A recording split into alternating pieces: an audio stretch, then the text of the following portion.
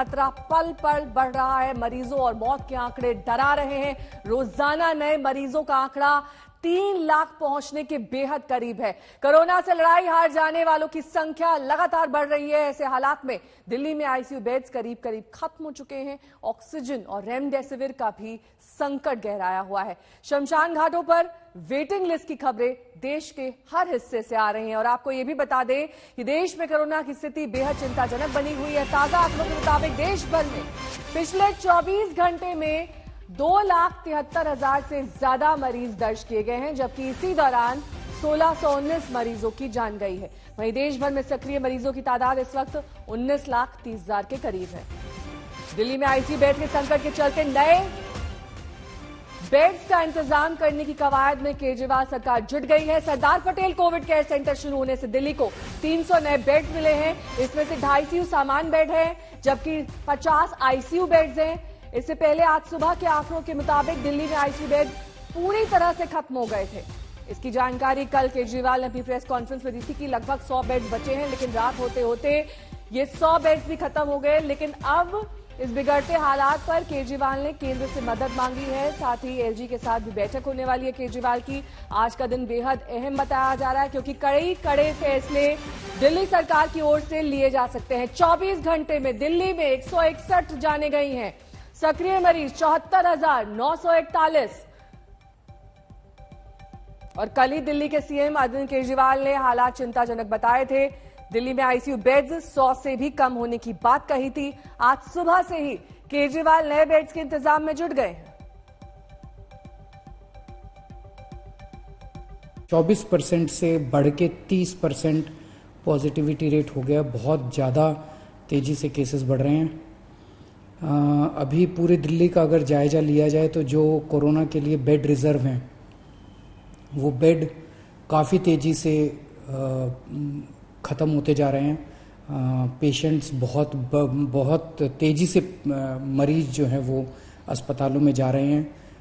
ICU beds की खासकर काफ़ी कमी हो गई है। लगभग सारे दिल्ली के आईसीयू बेड्स मिला के 100 से भी कम आईसीयू बेड्स पूरे दिल्ली में बचे हैं। अभी दिल्ली में जो कोरोना की बहुत ज़्यादा केसेस आने लगे हैं, उसकी वजह से बेड्स की कमी हो रही है।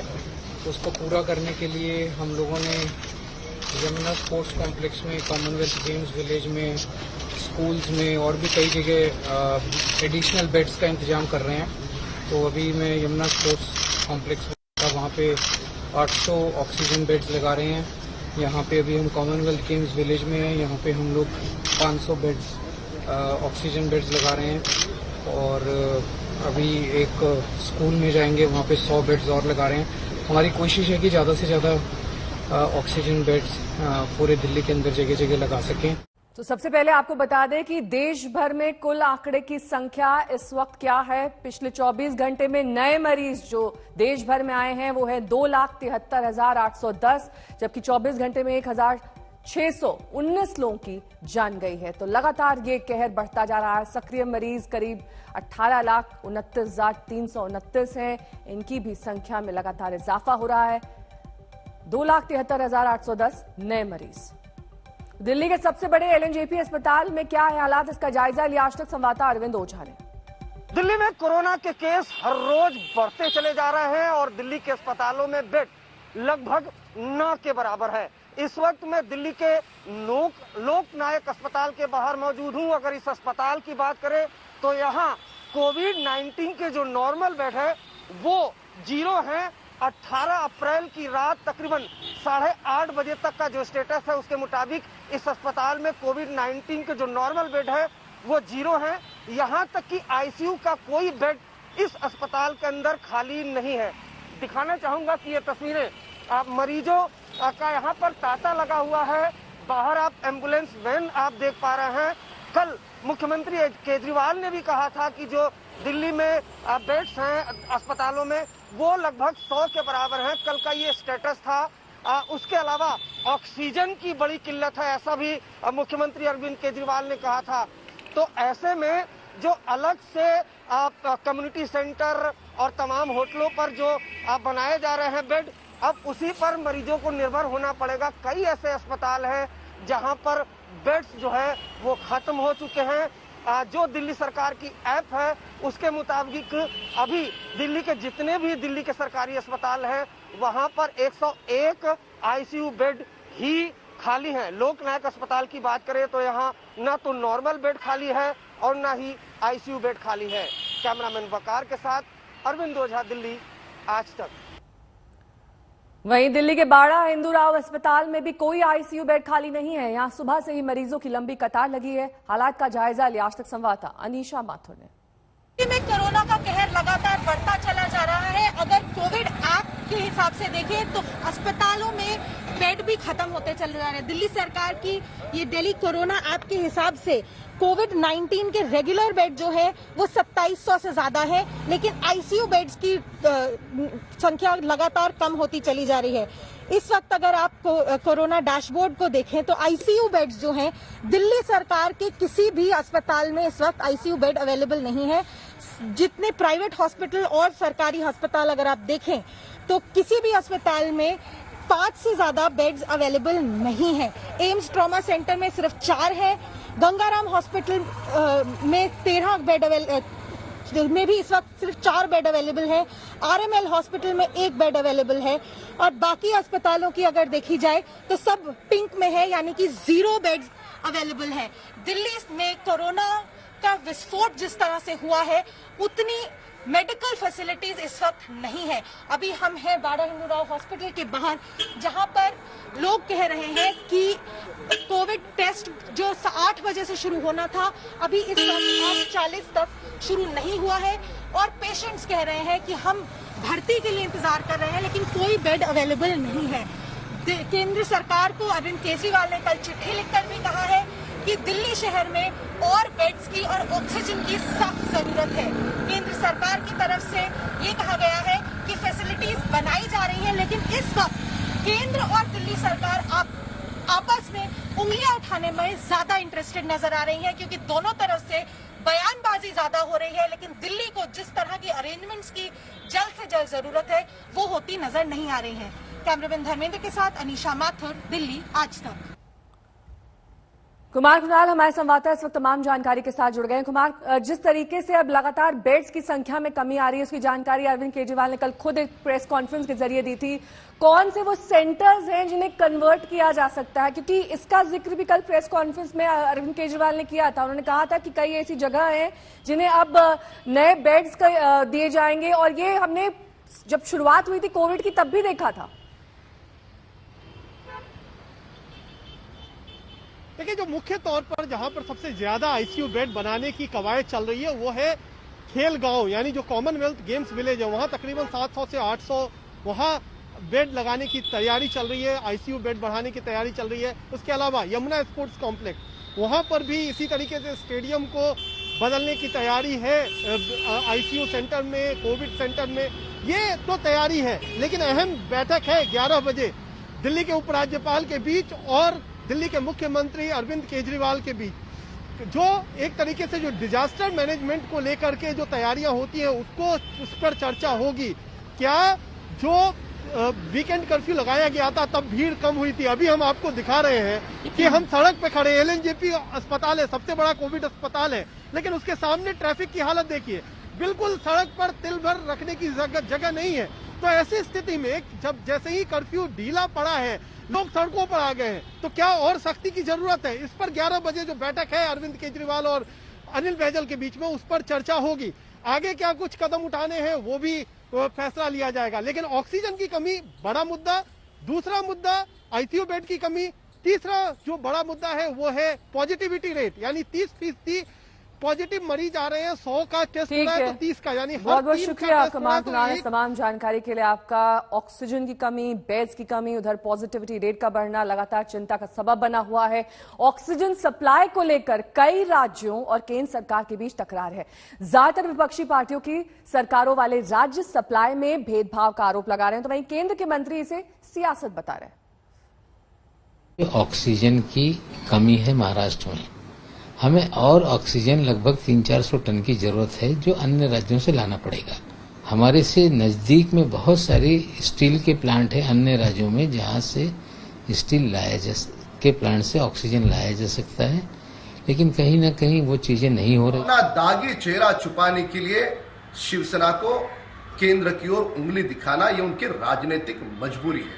केंद्र सरकार की ओर उंगली दिखा करके चुप नहीं सकती, यह बात को शिवसेना कान खोल करके सुन ले।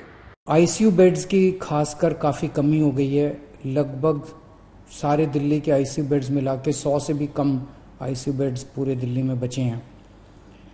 ऑक्सीजन की भी काफ़ी कमी है।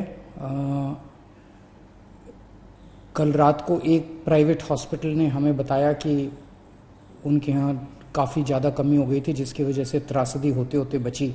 जो रणनीति भारत सरकार ने बनाकर पहले भी बहुत कुछ किया था, सारे देश में अनेक अस्पतालों में ऑक्सीजन के जनरेशन के प्लांट्स हम लोग विकसित कर रहे हैं।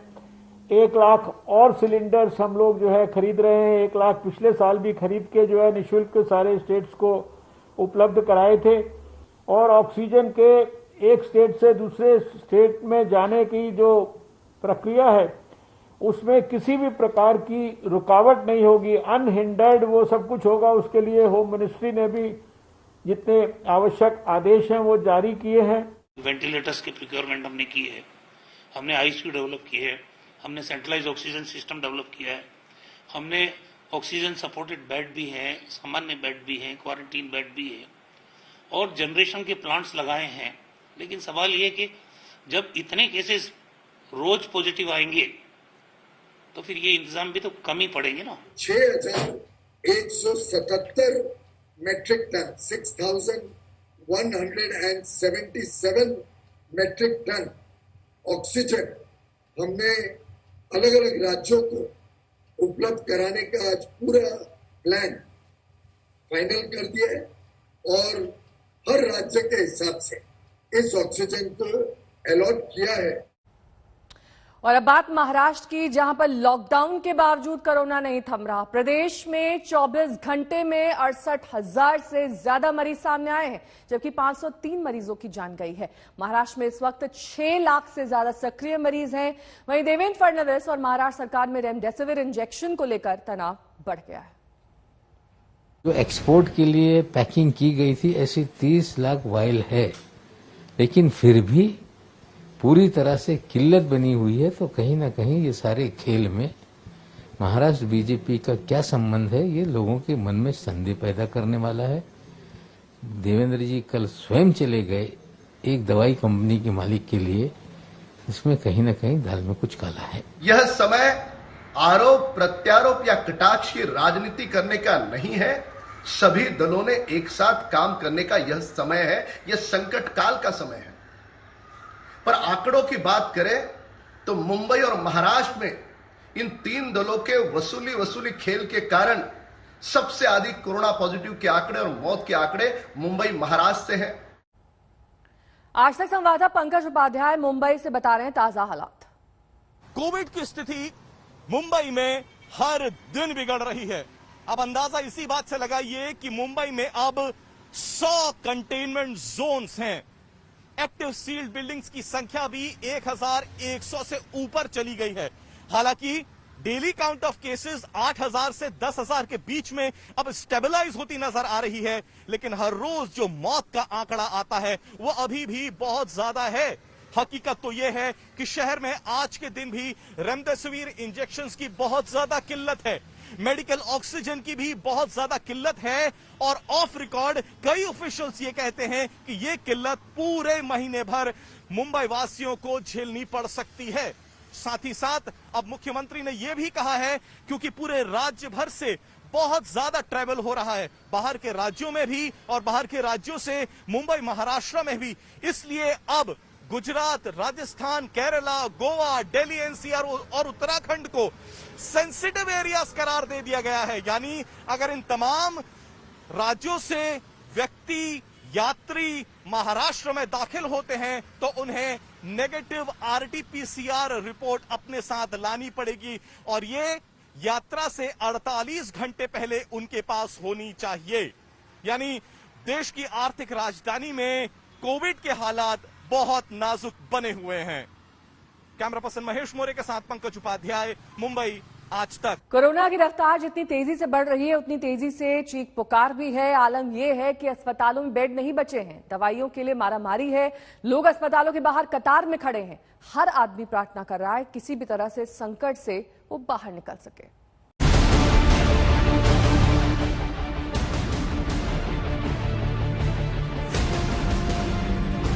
बीटीवी लेगा, बीटीवी से राजीव गांधी, राजीव गांधी से फिर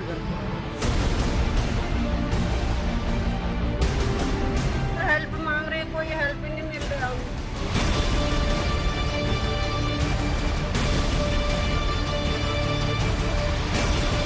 कोई इलाज नहीं हो रहा, सब लापरवाही।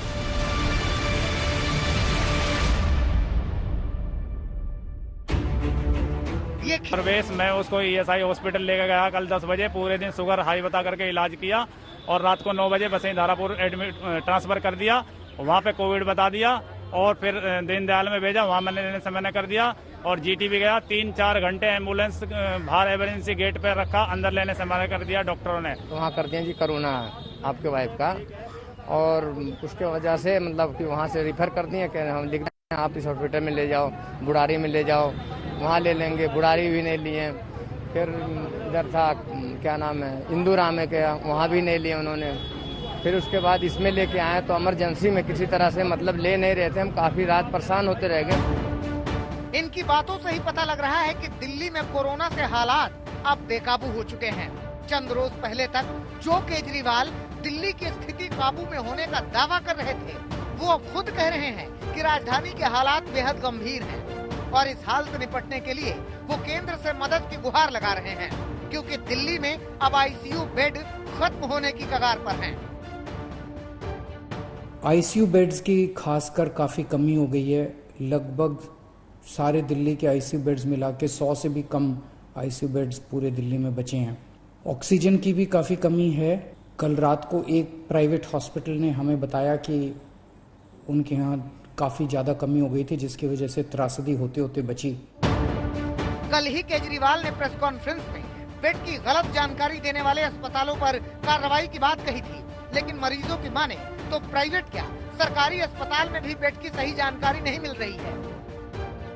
ये जो मौतें हो रही हैं, मैं दावा करता हूँ सबसे ज्यादा मौतें समय पे ट्रीटमेंट न देने के कारण और ऑक्सीजन न मिलने के कारण हो रही हैं। अगर ये झूठ है तो मीडिया वालों को गुप्त भेजा जाए, ऊपर पोल खुल जाएगी केजरीवाल की कि कितना झूठा वादा कर रखा है केजरीवाल ने कि सभी हॉस्पिटलों में बढ़िया इलाज हो रहा है, ऑक्सीजन है, कोई इलाज नहीं हो रहा, सब लापरवाही। दिल्ली में कोरोना संकट के इस हाल की सबसे बड़ी वजह संक्रमण का बेहद तेजी से फैलना है। CM केजरीवाल खुद कह रहे हैं कि दिल्ली में अब कोरोना संक्रमण की दर 30% तक पहुंच गई है, यानी 100 लोगों की जांच पर करीब 30 लोग कोरोना पॉजिटिव मिल रहे हैं। ज़्यादा चिंता की बात यह है कि पिछले 24 घंटे में पॉजिटिविटी रेट बढ़ के लगभग 30% हो गया है, जबकि ये उसके पिछले 24 घंटे में केवल 24% था। 24% से बढ़ के 30% पॉजिटिविटी रेट हो गया। बहुत ज़्यादा तेजी से केसेस बढ़ रहे हैं। ऐसे में मरीजों की संख्या तेजी से बढ़ रही है और उनके लिए अस्पतालों में जगह नहीं है। इनको ले गए, पहले सुल्तानपुरी ले गए थे, सुल्तानपुरी से GTV ले गए, GTV से राजीव गांधी, राजीव गांधी से फिर घर पे। तो 7 दिन से ढूंढ रहे हैं, 7 दिन से हम रात भर हेल्प मांग रहे, कोई हेल्प ही नहीं मिल रहा हमें। कोरोना मरीजों के इलाज के लिए अब दिल्ली के स्कूलों को भी अस्पताल बनाने की तैयारी की जा रही है, लेकिन सच ये है कि दिल्ली में कोरोना पर काबू पाने की ये कोशिश कोई कारगर उपाय नहीं है। राजधानी में कोरोना की भयावहता का अंदाजा आप इन तस्वीरों से भी लगा सकते हैं, जहां JCB मशीन की मदद से कब्रिस्तान में पहले से ही कब्र खोदी जा रही है। संक्रमण की रफ्तार कुछ कम करने के मकसद से दिल्ली में 2 दिनों का वीकेंड लॉकडाउन लगाया गया है। दिल्ली में वीकेंड कर्फ्यू का आज दूसरा दिन है। इस वक्त मैं कनॉट प्लेस में मौजूद हूं। अगर यहां पर देखें तो बाकायदा चेकिंग की जा रही है और दिल्ली में अब इसी तरीके से हर वीकेंड पर कर्फ्यू लगेगा। जो इसेंशियल सर्विस से जुड़े लोग हैं सिर्फ वही जा सकेंगे। लेकिन अगर आप ये देखिए तो बाकायदा जो दिल्ली में बसें चल भी रही हैं वो किस तरह से खाली पड़ी हुई हैं। अगर आप देखेंगे तमाम DTC की बसें वो पूरी तरह से खाली पड़ी हुई हैं, क्योंकि इस वीकेंड कर्फ्यू में सिर्फ एसेंशियल सर्विस वालों को ही इजाजत दी गई है। हालांकि कोरोना जिस रफ्तार से राजधानी में अपना तांडव मचा रहा है, ऐसे उपायों का ज्यादा असर होता दिख नहीं रहा है। दिल्ली में अरविंद ओझा के साथ आज तक ब्यूरो। दिल्ली में स्थिति बिगड़ रही है, मगर उसके पास के राज्यों में हालात बेकाबू हैं। उत्तर प्रदेश में कोरोना के मरीजों का आंकड़ा रिकॉर्ड तोड़ रहा है। एक दिन में 30,000 केस आने से यहां हड़कंप है। यह आंकड़ा तब आया है जब यूपी में कोरोना के टेस्ट 8-8 दिन नहीं हो पा रहे हैं। यूपी के कई शहरों में प्रलय है।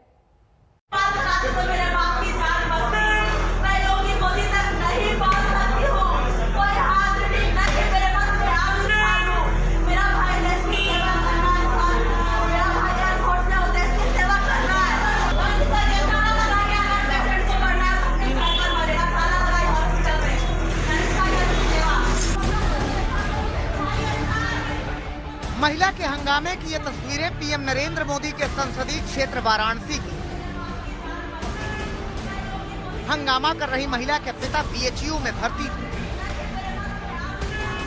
आरोप है कि ऑक्सीजन की कमी के चलते उसके पिता की जान चली गई, जिसके बाद इस महिला ने अस्पताल प्रशासन पर आरोप लगाते हुए हंगामा शुरू कर दिया। भले इस महिला के पिता कोरोना पॉजिटिव नहीं थे, लेकिन मौत की वजह ऑक्सीजन की कमी बनी।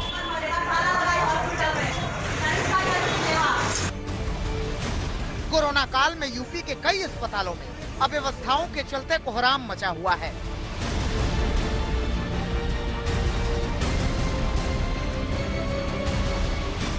वाराणसी में कोरोना से बिगड़ते हालात को देखते हुए आज खुद पीएम मोदी ने नेताओं अधिकारियों के साथ वर्चुअल बैठक की, लेकिन इस बैठक के बाद कोई भी नेता या अधिकारी कोरोना से बदहाली पर बोलने को तैयार नहीं हुआ। सर, समस्या के बारे में अवगत कराएं, फिर आगे चेक करें। जो कमियां हैं उस पर बात हुई क्या? रेमडेसिविर नहीं है, ऑक्सीजन नहीं है, वेंटिलेटर नहीं है, बेड नहीं है।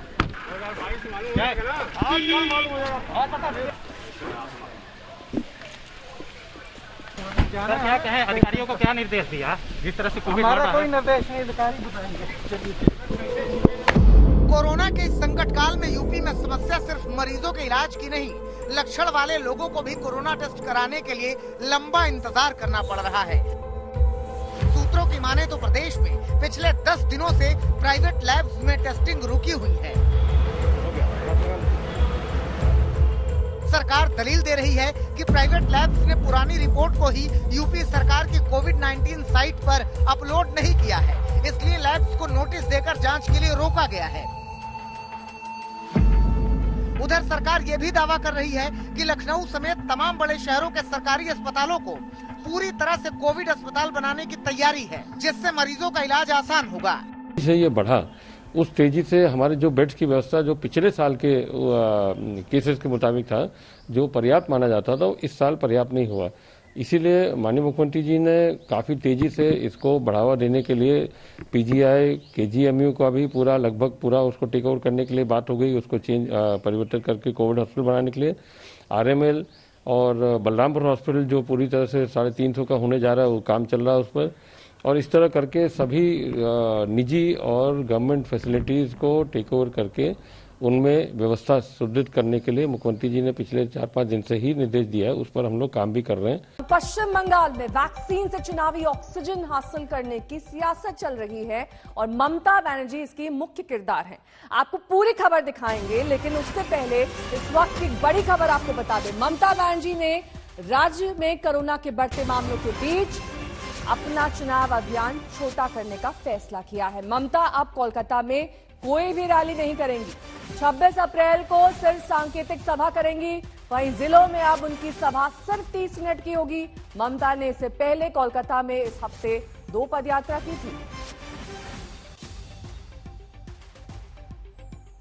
और इससे पहले कल ममता बनर्जी ने प्रधानमंत्री नरेंद्र मोदी को चिट्ठी लिखकर पश्चिम बंगाल के लिए वैक्सीन और दवाइयों की मांग की थी। ममता ने आरोप लगाया कि दुनिया में वाहवाही लूटने के लिए पीएम मोदी ने दूसरे देशों को वैक्सीन और दवाइयां भिजवाई, जिससे देश में किल्लत हो गई।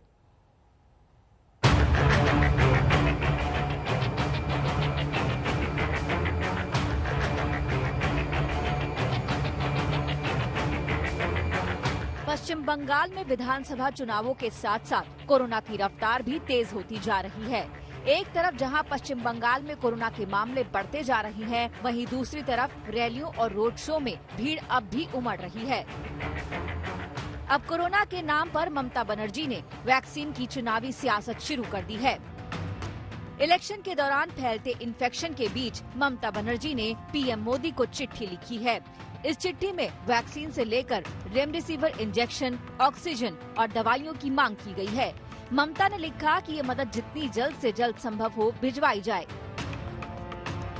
ममता ने आरोप लगाया है कि देश में जब संक्रमण फैल रहा था तब दुनिया भर में अपनी छवि बेहतर बनाने और शाबाशी हासिल करने के लिए पीएम मोदी दूसरे देशों को वैक्सीन और दवाइयां भिजवा रहे थे। अब देश में ही उनकी किल्लत हो गई है। बीजेपी इन आरोपों को ममता की हताशा बता रही है। हमने विषय को एक कुटुंब ही समझा है और ये हमारी संस्कृति का हिस्सा है। ममता जी में हार की निराशा है, हताशा है, घबराहट है, झंझनाहट है, लेकिन महामारी के खिलाफ हमें लड़ना है और ये लड़ाई किसी एक प्रदेश, किसी एक जाति, किसी एक लिंग, किसी एक व्यक्ति के ऊपर नहीं है। ये लड़ाई मानवता को लड़नी है। ये हमला मानवता पर है। उधर ममता ने राज्य में कोरोना के बढ़ते मामलों के लिए इशारों में बीजेपी को जिम्मेदार ठहरा दिया। उन्होंने लिखा है कि राज्य में कोरोना के केस तेजी से बढ़ रहे हैं। बड़ी संख्या में बाहरी लोग चुनाव प्रचार और दूसरी वजह से कुछ राजनीतिक दलों की ओर से आ रही हैं। इस स्थिति में हमने महामारी को रोकने के लिए युद्ध स्तर पर काम किया है और 3 मुद्दों पर आपके हस्तक्षेप की जरूरत है। इससे पहले ममता बनर्जी ने चुनाव आयोग से बाकी बचे चरणों के चुनाव एक ही बार में कराने की अपील की थी, जिसे चुनाव आयोग ने खारिज कर दिया। नादिया के कृष्णानगर दक्षिण की रैली में ममता बनर्जी ने इसे भी मुद्दा बना लिया है। আমি তো প্রথম দিন থেকে করে বেড়াচ্ছি, যে কোনো কারণ হতে পারে, সুতরাং আমরা রিস্ক নিয়ে করতে হচ্ছে। আমি ইলেকশন কমিশনকে বারবার বলেছি যে আপনারা ফেস কমিয়ে দিন, ফেস না কমিয়ে আমাদের ক্যাম্পেনিং টাইম কমিয়ে দিয়েছে। মানে বিজেপির মিটিং এ লোক আসছে না, তাই ক্যাম্পেনিং টাইম কমিয়ে দিয়েছে। ममता बनर्जी ने अपनी चिट्ठी में पीएम मोदी पर आरोप लगाया है कि उन्होंने उन 5-6 महीनों में ऑक्सीजन और वैक्सीन की सप्लाई के लिए कोई कदम नहीं उठाया जब वायरस उतना सक्रिय नहीं था। ममता ने कहा कि हमें 2.7 करोड़ लोगों का टीकाकरण करना है, जिसके लिए 5.4 करोड़ डोज की जरूरत है। ममता ने रेमडेसिविर और टोसिलीजुमैब जैसी जरूरी दवाइयों की सप्लाई को भी कम बताया। ममता ने कहा कि राज्य को 6000 वायरल रेमडेसिविर और 1000 वायरल टोसिलीजुमैब की हर दिन जरूरत है, जबकि राज्य को हर दिन केवल 1000 रेमडेसिविर इंजेक्शन मिल रहे हैं। वहीं टोसिलीजुमैब की आपूर्ति भी नहीं हो रही है। ममता ने हालात पर चिंता जताते हुए इन दवाइयों की सप्लाई जल्द से जल्द करने की मांग की है। आज तक ब्यूरो।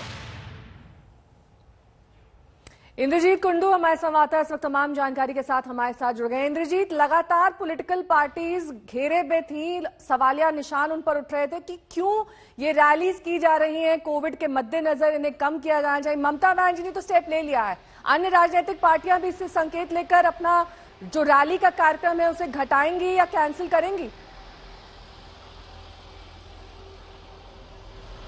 ये सबसे बड़ा सवाल है इस वक्त पश्चिम बंगाल की राजनीति में। 22 तारीख को छठा चरण होने जा रहा है पश्चिम बंगाल में।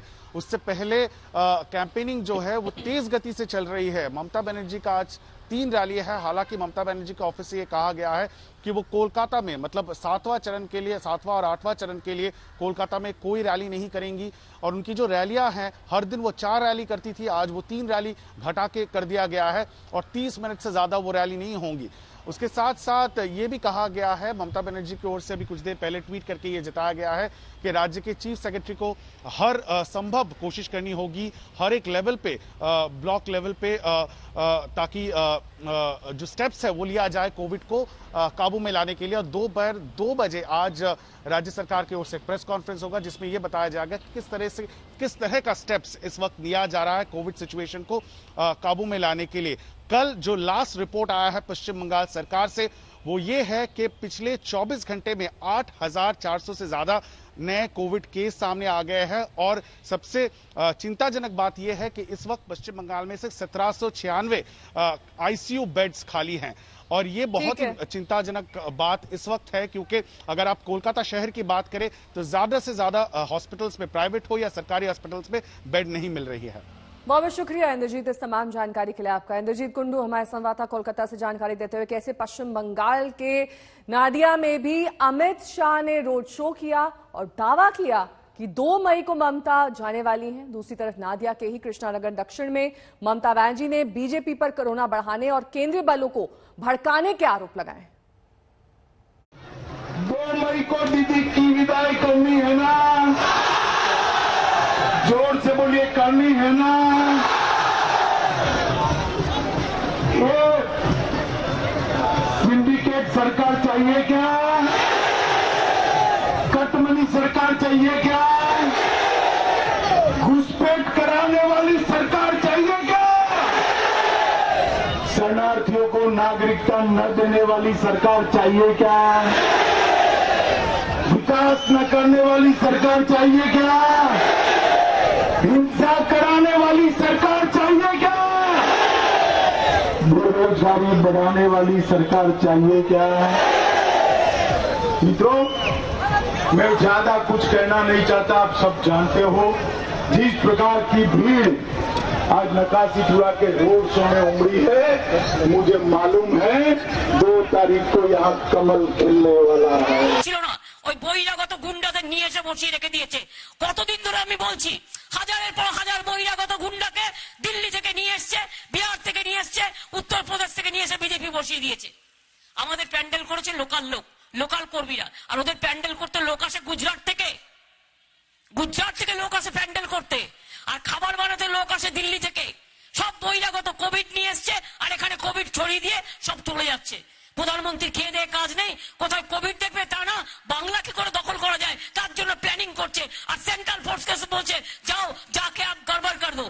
मेरा रिक्वेस्ट होगा, सेंट्रल फोर्स चाहे सेंट्रल फोर्स हो और स्टेट फोर्स हो, हम सबको बराबर दरवाजा देती हूँ। मैं आप लोगों को सैल्यूट करके बोलेंगी कि आप बीजेपी का बात मत सुनिए, आप आपका धर्म का माफिक काम कीजिए, आप राज धर्म पालन कीजिए, लेकिन बीजेपी का बात सुनते हुए आप किसी को गोली मत चलाइए, आप किसी को मत मारिए, आप किसी को मत धमकाइए।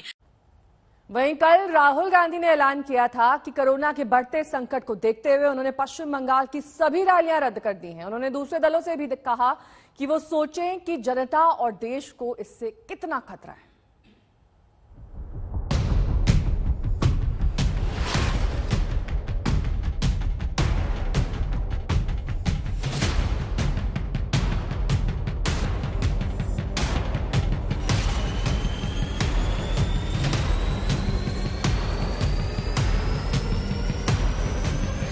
आज राहुल गांधी ने एक और बड़ा ऐलान किया कि वो अब पश्चिम बंगाल में रैलियां नहीं करेंगे।